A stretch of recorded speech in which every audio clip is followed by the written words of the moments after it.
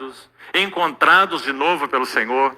Alguns de nós, quem sabe, à beira do caminho, numa situação de quase apostasia, frieza, sequidão, alguns em desespero espiritual.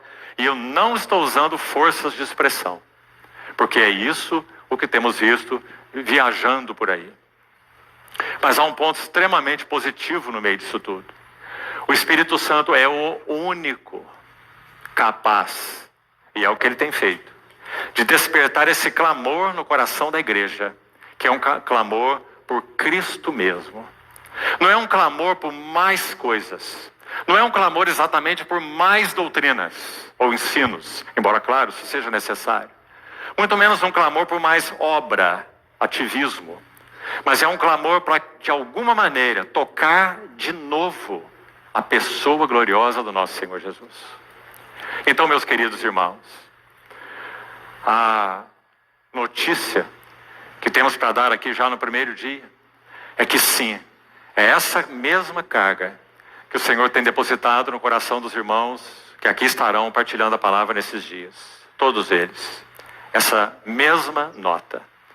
Um desejo de que o Senhor abra os nossos olhos em um tempo de reunião tão significativo como esse, para que nós possamos ver algo mais das belezas do Senhor e possamos ser recuperados. Ajuda-nos. É um dos sentidos do termo vem salvar-nos, que está aí nesse salmo. Mas tem mais alguns sentidos. Outro sentido dessa palavra é libertação. E sem dúvida, meus irmãos, de novo, o povo do Senhor realmente tem estado numa carência imensa de libertação. Libertação de muitas coisas. Libertação de muito julgo. Libertação até mesmo de falsos ensinos. Libertação é mais um dos sentidos dessa palavra. Um outro sentido ainda do mesmo termo, muito interessante. Essa palavra salvar aí, Salmo 80, significa trazer saúde. Saúde, sobretudo, espiritual. Saúde espiritual. E um último termo, veja como a palavra é grande. Um quarto sentido, vitória. Graças ao Senhor, porque tudo isso engloba a salvação que o Senhor tem para nós ao visitar-nos. Por isso, no cerne do Salmo, repetindo, vem, visita a tua vinha. E na sequência ali mesmo diz, protege o que a tua mão direita plantou. Sabe como o Salmo termina? Não é nosso objetivo estudá-lo, embora realmente ele seja um maravilhoso Salmo. Sabe o que diz no finalzinho desse salmo, se você ainda o tem aí? E assim nós não nos apartaremos de ti. Não é maravilhoso, irmãos? Verso 2, se o Senhor nos mostra o seu esplendor, se o Senhor faz resplandecer o seu rosto, se o Senhor nos visita, tudo que está aí nesse salmo, qual é o resultado? E assim nós não nos apartaremos de ti. Sabe qual é o sentido exato dessa expressão, não nos apartaremos de ti? No hebraico literal, não viraremos mais as costas para ti.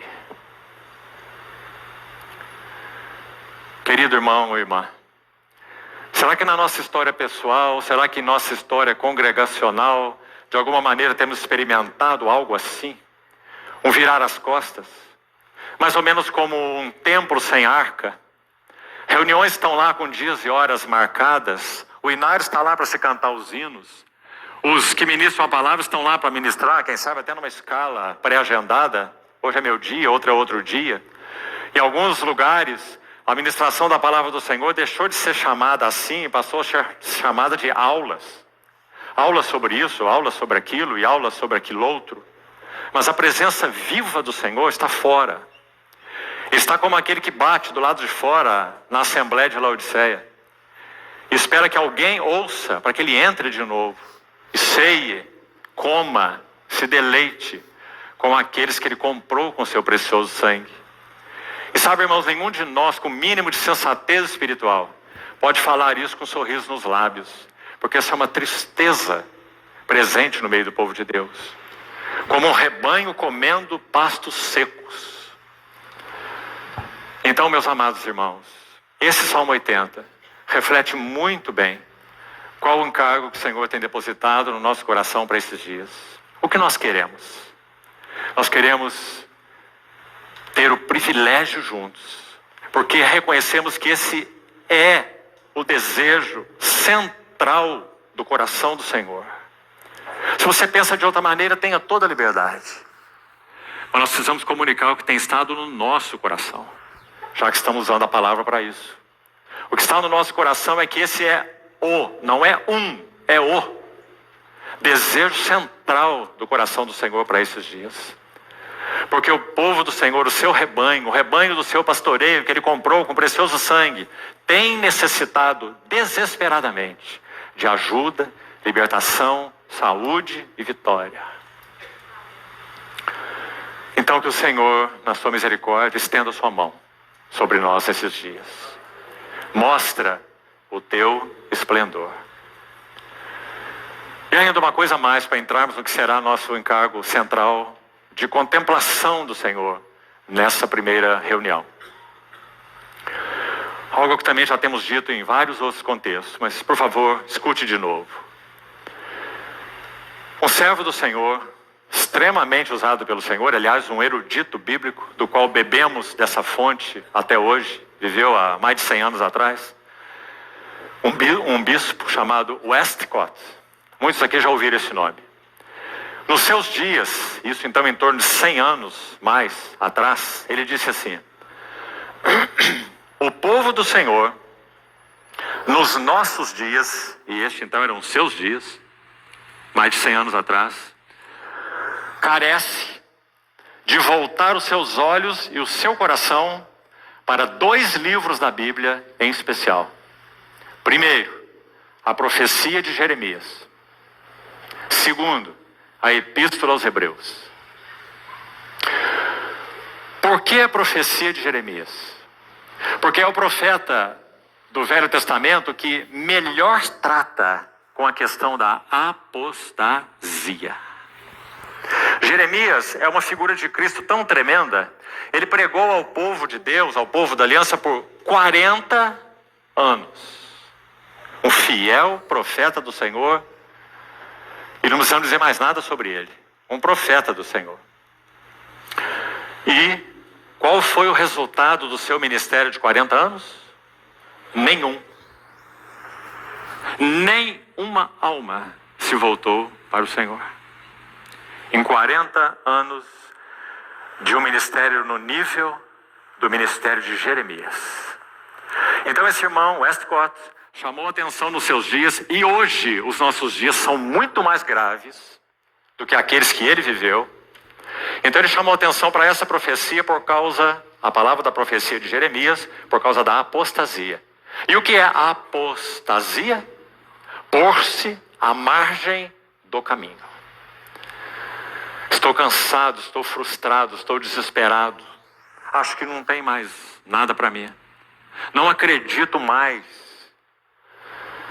no pastorear do Senhor sobre a igreja, porque o que tenho visto não confere com isso. Pôr-se à margem do caminho. Mas por que Epístola aos Hebreus? Segundo a leitura desse irmão, que como disse, confere tanto com os nossos dias. Ouça, irmão, mais uma vez. A Epístola aos Hebreus, dos 27 livros do Novo Testamento, é aquele que contém as exortações mais solenes para o povo de Deus, porque apresenta os privilégios mais altos. Se os privilégios são os mais altos, então as exortações têm que ser as mais solenes, porque nós podemos perder muito. E não é perder salvação, não é perder justificação, não é perder regeneração, mas é perder o que a Epístola aos Hebreus chama de prêmio, herança. Em outras palavras, porção dobrada, plenitude de Cristo. Cita o exemplo de Esaú no capítulo 12, dizendo que por um repasto ele vende o seu direito de primogenitura, porque ele entende que o importante era matar a sua fome ali. De que valia um direito que seria obtido lá, se ele está com necessidade aqui, não é? Então não há nenhum livro do Novo Testamento, nenhum, que tenha exortações mais solenes do que a Epístola aos Hebreus. E será que nós não precisamos ouvi-la nos nossos dias? Claro. E para finalizar esse preâmbulo, o que